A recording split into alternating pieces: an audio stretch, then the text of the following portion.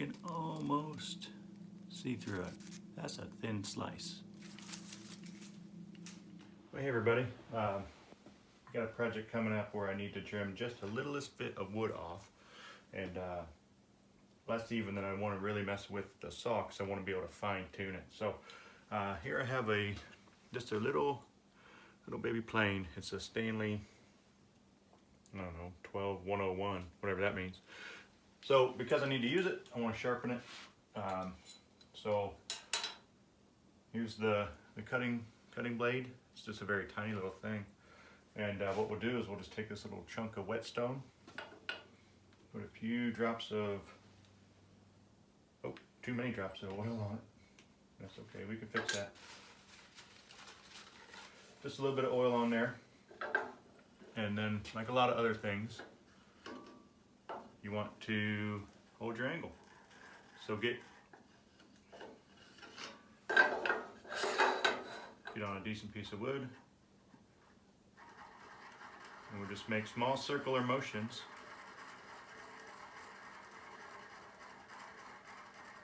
Trying to hold that same angle of the bevel.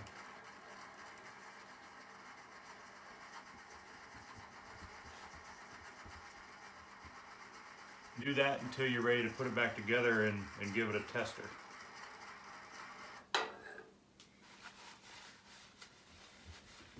I'll just wipe the excess oil off. This is a, well, I can't remember, honestly, if I put it in blade up or blade down, bevel up or bevel down. So to set this one, it's not very complicated. It's just got a thumb screw to hold it. And just take your best guess. And what we'll do then is we'll just test it. Yeah, that's a little deeper than I want it to be, so that's okay, we can fix it. Just use your finger very carefully, back it back out.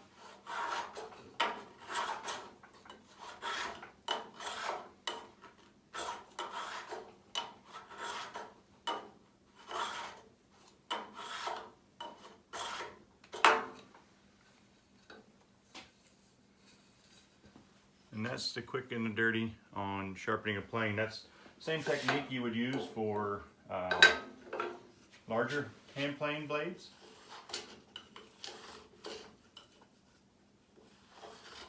In fact, I've got a couple that are a little bit larger that I'll do that very same thing on. They have a little bit of a finer adjustment than just a screw, but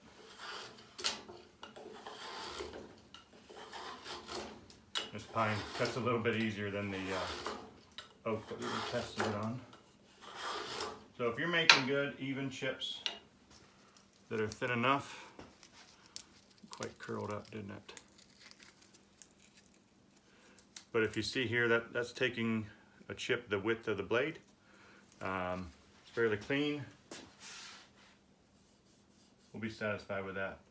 So that's how you sharpen the blade on a trim plane, so that you can just take a little bit of material off if you're working on a project. So hope that gives you some confidence to get out there with some hand tools, and I hope that you found it useful. Thanks for watching.